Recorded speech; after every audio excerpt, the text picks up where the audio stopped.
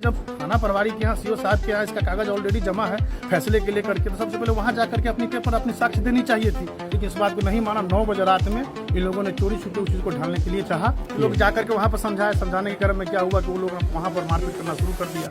इन लोगों ने जबरदस्ती बिहार सरकार की जमीन कब्जा करके उस पर दंगा फसाद करवा रहे हैं। मधवापुर थाना क्षेत्र के बिहारी गांव में बीते 1 जून को हुए जमीनी विवाद मामले में दूसरे पक्ष ने भी गंभीर आरोप लगाए हैं। दूसरे पक्ष ने विपक्षी मोहम्मद नजाम पर सरकारी जमीन पर अनधिकृत तरीके से कब्जा रखने और सुनियोजित तरीके से मारपीट की घटना को अंजाम देने का आरोप लगाया है। साथ ही कहा है कि इस आड़ में गाँव के इज्जतदार लोगों को बदनाम करते हुए गरीब बच्चों को मुफ्त और आधुनिक शिक्षा प्रदान करने वाले मदरसे के संचालक मोहम्मद जमाल का नाम खराब किया जा रहा है। बताते चलें कि बीते 1 जून को बिहारी गाँव में जमीन विवाद को लेकर 2 पक्षों के बीच मारपीट की घटना हुई थी। इस घटना के बाद दोनों पक्षों की ओर से मधवापुर थाना में काउंटर प्राथमिकी दर्ज कराई गई। इस मामले में दूसरे पक्ष का कहना है कि पहले पक्ष के द्वारा बिहार सरकार की जमीन पर अवैध अतिक्रमण कर कब्जा किया गया है, जिसके कारण पीछे जमीन वाले लोगों को अपने जमीन तक जाने में परेशानी होती है। लोग जब इसको लेकर बोलते हैं तो आरोपियों के द्वारा विवाद कर मारपीट की जाती है। इस मामले में थाना एवं अंचल स्तर से कई दौर की बैठकें होने के बावजूद विपक्षियों के द्वारा जमीन के कागजात या कोई साक्ष्य नहीं प्रस्तुत किए जाते हैं। इसी बीच रात में चोरी छिपे वो लोग जमीन पर पक्का निर्माण करना चाह रहे थे, जिसके लिए समझाने गए तो उन लोगों ने मारपीट कर बुरी तरह जख्मी कर दिया, जिसमें मोहम्मद जिलानी जिंदगी और मौत से जूझ रहा है। जबकि इस विवाद के पीछे कुछ लोग हैं जो उन्हें उकसाकर मोहल्ले में अशांति फैलाए रखना चाहते हैं। इधर इस संबंध में मधवापुर थानाध्यक्ष शनि कुमार मौसम ने बताया कि दोनों पक्षों के आवेदन पर प्राथमिकी दर्ज की गई है और उपलब्ध साक्ष्य व इंजुरी रिपोर्ट के आधार पर कार्रवाई करते हुए आरोपितों को न्यायिक हिरासत में भेजा गया है। मामले की जाँच जारी है और तथ्यों के आधार पर आगे की कार्रवाई की जाएगी। दोषियों को किसी भी हाल में बख्शा नहीं जाएगा। बहरहाल अब इस मामले में दोनों ओर से आरोप प्रत्यारोप के बीच जांच के बाद ही स्पष्ट हो पाएगा कि क्या तथ्य सामने आते हैं और किनके आरोपों में कितनी सच्चाई पाई जाती है। सर वो जमीन जो है हम लोगों का था पहले, ठीक है, उसको जो है सरपंच साहब समाज पहले बहुत जो है परेशान हुआ, उसको फैसला करने के लिए नहीं होने दिया, फैसला मानता ही नहीं है निजाम। लास्ट में हम लोग सरपंच साहब को दिए, सरपंच साहब 1 साल तक के उसको समझाते समझाते रह गया, वो नहीं माना। लास्ट में सरपंच साहब लिख करके दे दिया कि ये आप पेपर लीजिए, ये मानने के लिए तैयार नहीं है, आपको जहाँ आगे जाना है वहाँ जाकर के आप फैसला करा सकते हैं। तो वहाँ पे मूल बात क्या है? वो जमीन जो एक पक्ष का दावा है कि वो जमीन मेरी है और निजी जमीन को मदरसे के लिए ये लोग रास्ते के लिए चाहते हैं कि इस जमीन पे आपको कुछ नहीं करने देंगे, क्या इस तरह की बात है? ये इनारा वाला जमीन है वो बिहार सरकार है सर, ठीक है, वो बिहार सरकार जमीन के जाम करके रखे हुआ है, वो रास्ता खुलता नहीं है। पीछे के आदमी सब के आने जाने में बहुत ज्यादा परेशानी है। अच्छा। और उसको बोलते हैं क्या आप खाली कीजिए, इस रास्ता को क्लियर कीजिए, वो करता ही नहीं है। लोग बोलते हैं तो मार्ग करने के लिए तैयार हो जाता है। क्या नाम है आपका? जमीदुल। देखिए, सबसे पहले विवाद का तो यहाँ पर कोई मसला ही नहीं था। ये निजाम दर्जी 2 साल पूर्व में घर बनाया तो मदरसा के गेट के सीमाने से उसको बनाने की फैसला हुआ कि पूरे समाज के बीच में सब लोगों ने इस बात से सहमति जताई कि चलिए भाई मदरसा के जो गेट है उस गेट के हिसाब से आप बना लीजिए। वैसे भी आपके पास 7 धुर जमीन है, आप 1.5-2 कट्ठा जमीन पर कब्जा करके है, बिहार सरकार आगे से है वो भी आप कब्जा करके बाउंड्री किए हुए हैं। पीछे वाला जो भी घर के लोग सब है वो सबको रास्ता की दिक्कत है, लेकिन उन्होंने उस समय में कहा कि ठीक है हम इसी सीमाने से बनाते हैं। इसके बावजूद भी पूर्व में 3-4 बार 112 को कॉल किया गया, 112 आकर के उसको स्थगित कर दिया गया। इसके बाद में एप्लीकेशन दिया गया 112 को, वो आकर के वहाँ पे रोक दिया काम को, 4 दिन का समय मांगा गया। इधर से क्या हुआ कि मोहम्मद जिलानी वगैरह सब हम लोग सब मिल करके एक आवेदन ड्राफ्टिंग करके और DCLR का जो आदेश है, सरपंच साहब का जो फैसला वाला जो पेपर है, वो सब पेपर ले करके थाना प्रभारी के यहाँ जमा करवाए थे और CO साहब के यहाँ की इसके लेकर के हम लोग बैठेंगे।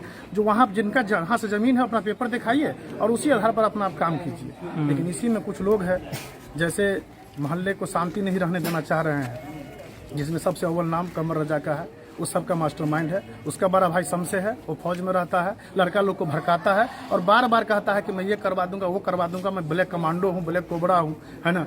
इसका फाइनेंसर इसमें कुछ लोग हैं जो अंदरूनी तौर से सपोर्ट कर रहे हैं। उस दिन जो झगड़ा हुई वो बेवजह बेबुनियाद से कारण में हुई। जब मान के चलिए जब थाना प्रभारी के यहाँ सीओ साहब के यहाँ इसका कागज ऑलरेडी जमा है फैसले के लिए करके, तो सबसे पहले वहाँ जा करके अपनी पेपर अपनी साक्ष्य देनी चाहिए थी और उसी के आधार पर जो पेपर होता उसी के आधार पर फैसला हो जाता। लेकिन इस बात को नहीं माना। 9 बजे रात में इन लोगों ने चोरी छुपे उस चीज को ढालने के लिए चाहा। कुछ लोग जाकर के वहाँ पर समझाए, समझाने के क्रम में क्या हुआ कि वो लोग वहाँ पर मारपीट करना शुरू कर दिया, जिसमें बहुत बुरी तरह से मोहम्मद जिलानी हॉस्पिटल क्रिप्स में एडमिट है। 22-24 को टाका लगा हुआ है। यही कहेंगे आप मीडिया को कि जो सही है उसके साथ सही से सही न्याय होनी चाहिए, गलत को गलत कहा जाए, सही को सही कहा जाए। जमाल भाई की बात जहाँ तक है, जमाल भाई तो मसीहा है हम लोगों के बस्ती के लिए। 150 घर की बस्ती है जिसमें लगभग 135 घर उनके सपोर्ट में हमेशा है, 5-7-10 घर है जो चाहता है उन्माद को फैलाना। अब बताइए वो जमाल भाई ऐसे शख्सियत है चाहे लगभग 500 बच्चे गांव में है, वो free of cost English to Arabi पढ़ाई होती है, लेकिन उसके लेकर के जमाल भाई को भी बदनाम किया जा रहा है। वो ऐसे शख्स है, वो हमारे बस्ती के लिए फरिश्ता है, वो तो गरीबों को बसाते हैं। अभी आप हाल ही में ले लीजिए ना, अभी मान के चलिए इस बस्ती के अंदर में लगभग जिसकी भी लड़की की शादी होती है उसमें उनकी मदद करते हैं। वो क्यों लेंगे उनसे जमीन? जो भी अभी मदरसे की जमीन बनी हुई है मदरसा, वो खरीद करके अदालते के हवाला करके लिया गया हुआ है। इसके बावजूद भी उनको बदनाम किया जा रहा है। अपना पेपर दिखाइए, उस पेपर के आधार पर अपना काम कीजिए। जब 10 समाज उसको डिसीजन दे चुका हुआ है कि तो फिर यहाँ मारपीट करने की क्या जरूरत है? बहुत साजिश के तहत में आपस में मारपीट करवाया गया है। इसका फाइनेंसर कमर रजा है, वो कहता है मैं कुछ नहीं जानता हूँ, लेकिन सब वही करवाता है। क्या नाम हुआ आपका? अंजर आलम। बिहार सरकार ज़मीन का घेराबंदी जो है निज़ाम ये हुआ है, और अहमद राय और कुर्बान राय ये सब जो है हमेशा रहता है मार करने के लिए। लोग मार करवाया है, मार किया है, ये लोग जो है यही सब काम करता है। ये 5 दफ़ा जो है 112 आया, 112 उसको समझा दिया। इधर के लोग जो है समझाने के लिए गया था, लेकिन वो लोग जो है फुल प्लानिंग से मारपीट किया, सबको मारा। इधर को आदमी मारपीट करने वाला नहीं है। और मदरसा का जो है जो बात करता है वो लोग कि ऐसा है वैसा है, ज़मीन जो हड़पने का काम करता है, ऐसा कुछ भी नहीं है।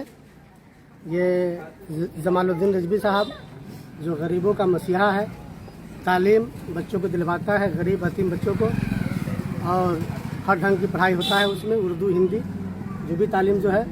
और अहमद रान चाहता है कि यहाँ बच्चे लोग नहीं पढ़े, कोई गरीब का भलाई नहीं हो, यही सब काम करता है। ये जो निजाम है, इन लोगों ने ज़बरदस्ती बिहार सरकार की ज़मीन को कब्जा कर करके उस पर दंगा फसाद करवा रहे हैं।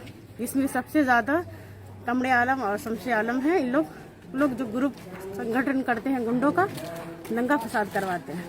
इसमें हमारे कुछ समाज के लोग इसको सॉल्व करने के लिए, समझौता करने के लिए वहाँ तक पहुँचे, तो अचानक सब कोई मतलब ये दंगा फसाद लड़ाई करना शुरू किए। कुछ लोग इसमें इंजर्ड हुए जो हॉस्पिटलाइज भी हैं।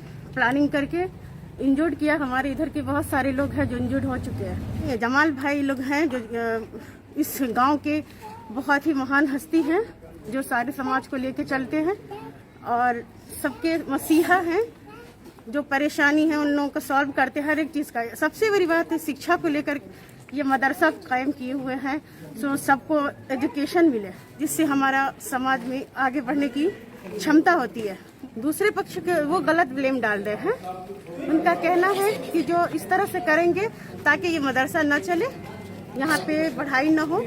तो जमाल भाई हैं जो वो यहाँ रहते भी नहीं हैं, ना तो उनके बच्चे यहाँ पढ़ते हैं, फिर भी वो उनकी सोच है कि हमारा गांव डेवलपमेंट हो पढ़ाई से, शिक्षा से। तो उनको भी सब उन लोग दूसरे पक्ष के लोग मतलब गाली देते हैं, बहुत सारी उनके ऊपर इल्ज़ाम है। क्या नाम है आपका? मेरा नाम निखत। क्या कहना है? ये जमीन पुराना शहीद और मुस्लिम और हकीम आमीन नईम दर्जी का दियादी पटवारा है। दियादी को ऐसे आज नहीं, 20 साल 50 साल से नईम दर्जी किसी समाज को मानता नहीं है। अब उसके पास कोई कागज नहीं है। अगर समाज वहाँ बैठता है तो उससे जही कोई भी समाज आता है 10 गाँव 5 गाँव का, वो कहता है कागज तुम निकालो, वो निकालो, उसी पर डिसीजन होगा। तो मान के लिए सब कागज निकाल देता है, और उसको बारे आता है निजाम को, चाहे इनको बारे में, तो वो कागज नहीं निकाल पाता। सीओ साहब हो, बड़ा बाबू हो, सरपंच हो, वो किसी की बात नहीं मानता है। और ये जमीन जो सदरे दर्जी का था, वो जमीन टोटल वो सदरे का है, वो निजाम जमालुद्दीन के हाथ से बेच दिए हुआ है। वो किसी का नहीं है, वो सदरे दर्जी का जमीन है। ये जो नईम के निजाम के बेटा बोलता है वो फालतू बोलता है, वो किसी का गरीब का नहीं हल्फा है। ये निजाम सदरे दर्जी का जमीन है और वो कागज नहीं निकाल पा रहा है। पर आपसे यही मेहरबानी है, अगर किसी भी जमीन है वहां पर हर आदमी अपना अपना केवाला खतियान निकाले, जिसका होगा वो ले ले।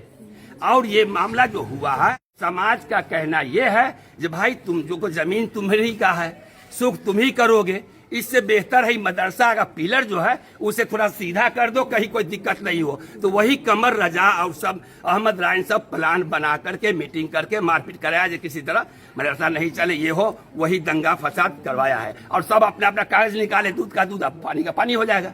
बस यही बात है सर। क्या नाम हो आपका? मेरा नाम मोहम्मद अनवारुल हक।